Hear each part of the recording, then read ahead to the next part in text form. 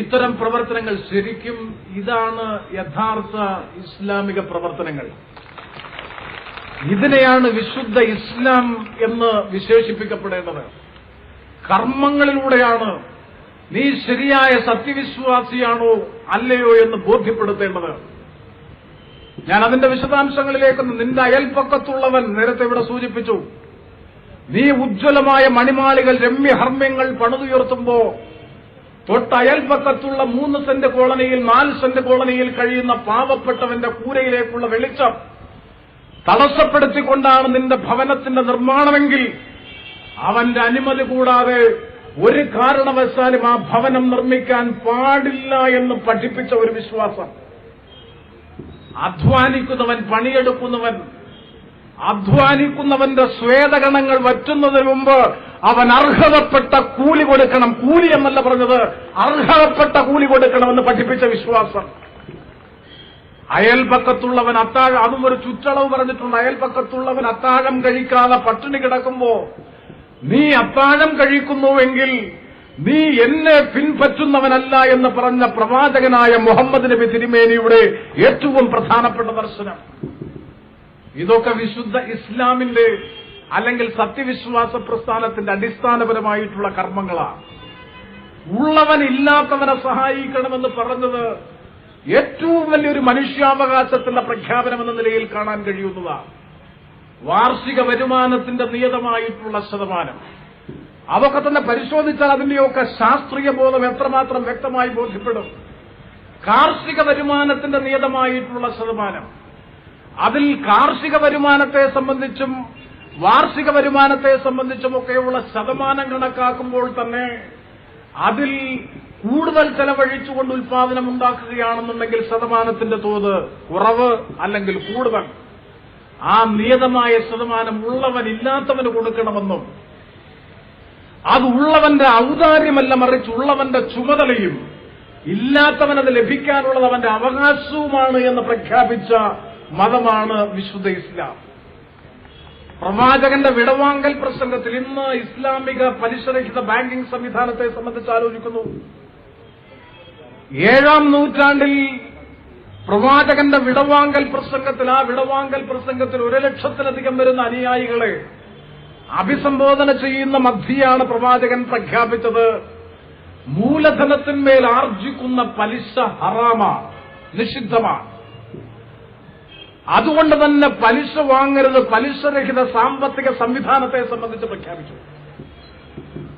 മൂലധനത്തിന്മേൽ ആർജിക്കുന്ന പലിശ ഹറാമാണെന്ന് അതും solidarity youth movement ചെയ്യുന്നത് പോലെ തന്നെ പറയുകയും പ്രവർത്തിക്കുകയും ചെയ്യുക, അതാണ് ഇസ്ലാം. വാക്കും പ്രവൃത്തിയും ഒന്ന്. ആ സമ്മേളനത്തിൽ വെച്ച് പ്രവാചകൻ പ്രഖ്യാപിക്കുമ്പോൾ തന്നെ, ഹറാമെന്ന് പ്രഖ്യാപിക്കുമ്പോൾ തന്നെ തന്റെ പിതൃവ്യൻ അബ്ബാസിന് ലഭിക്കാനുള്ള പലിശ പരസ്യമായി ആ സമ്മേളനത്തിൽ വെച്ച് ദുർബലപ്പെടുത്തി. അപ്പൊ പലിശരഹിത സാമ്പത്തിക വ്യവസ്ഥയെ സംബന്ധിച്ച് കറുത്തവൻ വെളുത്തവനേക്കാളോ വെളുത്തവൻ കറുത്തവനേക്കാളോ ശ്രേഷ്ഠനല്ല. ഉള്ളവൻ ഇല്ലാത്തവനോ അല്ലെങ്കിൽ ധനികൻ ദരിദ്രനേക്കാളോ ദരിദ്രൻ ധനികനേക്കാളോ ശ്രേഷ്ഠനല്ല. അറബി അനറബിയേക്കാളോ അനറബി അറബിയേക്കാളോ ശ്രേഷ്ഠനല്ല. ശ്രേഷ്ഠതയ്ക്ക് ആധാരം ജീവിതത്തിലെ സൂക്ഷ്മതയത്രേ. സൂക്ഷ്മതയുള്ള ജീവിതം നയിക്കുന്നവനാരോ അവനാണ് പരമകാരുണികനായ സ്രഷ്ടാവായ ദൈവത്തോട് ഏറ്റവും കൂടുതൽ അടുത്തവൻ. അപ്പൊ ധനിക സമ്പത്തല്ല, ദൈവത്തോട് ഏറ്റവും കൂടുതൽ അടുക്കുന്നതിന് പ്രധാന ഘടകം സമ്പത്തല്ല, പദവിയല്ല, അധികാരമല്ല, നിറമല്ല, സൗന്ദര്യമല്ല, മറ്റൊന്നുമല്ല, സൂക്ഷ്മമായ ജീവിതം. ആ സൂക്ഷ്മമായ ജീവിതം എന്നതിനെ സംബന്ധിച്ച് വിശകലനം നടത്തിയാൽ മണിക്കൂറുകൾ വിശുദ്ധ ഖുർആനിക ദർശനങ്ങളും പ്രവാചക ജീവിതചര്യയും സർവവും കൂടി സമന്വയിപ്പിച്ചുകൊണ്ട് പറയാൻ കഴിയുന്നതാണ് സൂക്ഷ്മമായ ജീവിതം. സത്യസന്ധവും സനാതനവുമായിട്ടുള്ള ജീവിതം. ആ ജീവിതം, ഒരു സൂക്ഷ്മമായ ജീവിതം നയിക്കാൻ ഒരാളെ പഠിപ്പിക്കലാണ്, പ്രേരിപ്പിക്കലാണ് ഇസ്ലാമിന്റെ ഏറ്റവും പ്രധാനപ്പെട്ട ദൌത്യം.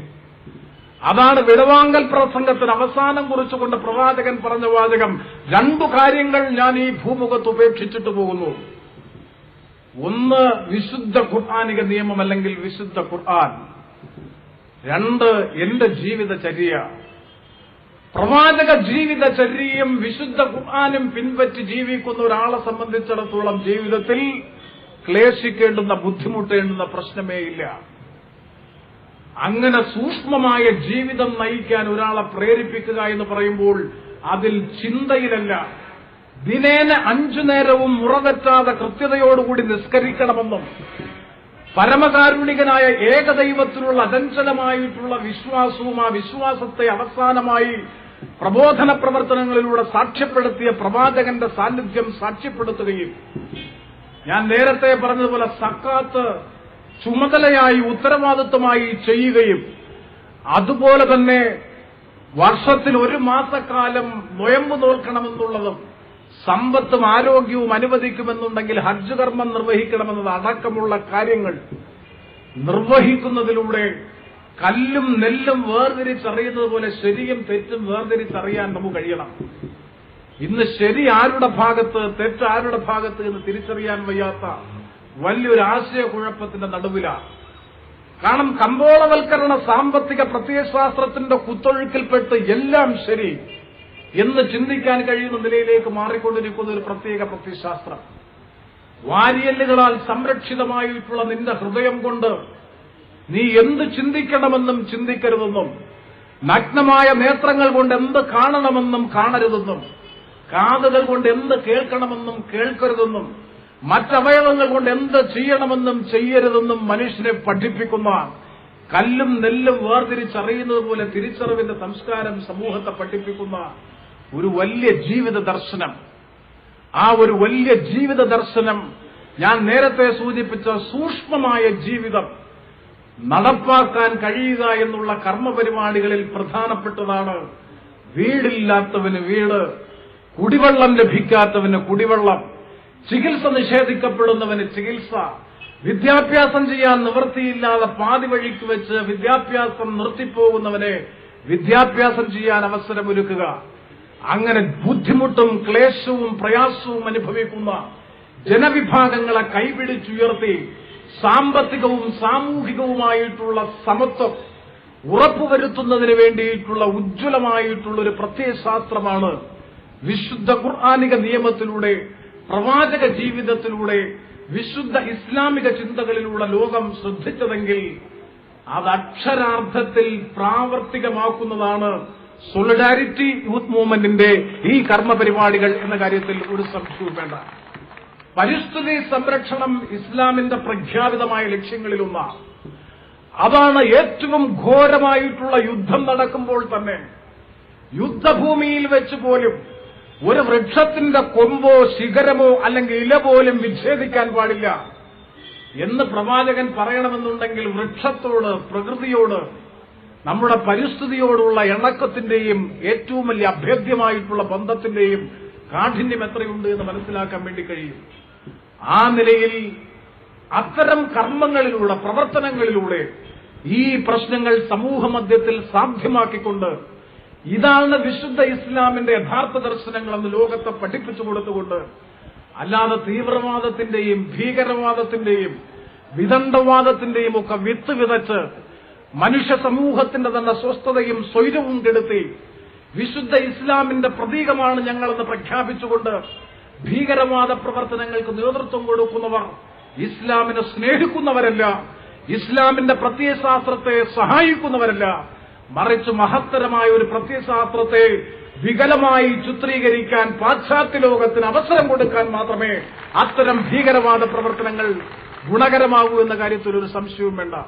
7-ാം നൂറ്റാണ്ടിൽ വാളുകൊണ്ട് പ്രചരിപ്പിച്ചു എന്ന് പ്രചാരം നടത്തിയത് ഭീകരവാദത്തിന്റെയും തീവ്രവാദത്തിന്റെയും മുഖം നൽകി 21-ാം നൂറ്റാണ്ടിൽ പ്രചാരം കൊടുക്കാൻ അവസരമൊരുക്കാതെ ഇതാണ് ഇസ്ലാമിന്റെ പ്രധാനപ്പെട്ട ദൌത്യമെന്ന് ലോക സമൂഹത്തെ ബോധ്യപ്പെടുത്തി കൊടുക്കാൻ കഴിയുന്ന നിലയിലുള്ള കൂടുതൽ പ്രവർത്തനങ്ങൾ പ്രാവർത്തികമാക്കി മുന്നോട്ട് കൊണ്ടുപോകാൻ സോളിഡാരിറ്റി യൂത്ത് മൂവ്മെന്റിന്റെ പ്രവർത്തനങ്ങൾക്ക് കഴിയട്ടെ എന്ന് ഈ അവസരത്തിൽ ആത്മാർത്ഥമായി ആഗ്രഹിക്കുകയും ആശംസിക്കുകയും ചെയ്തുകൊണ്ട്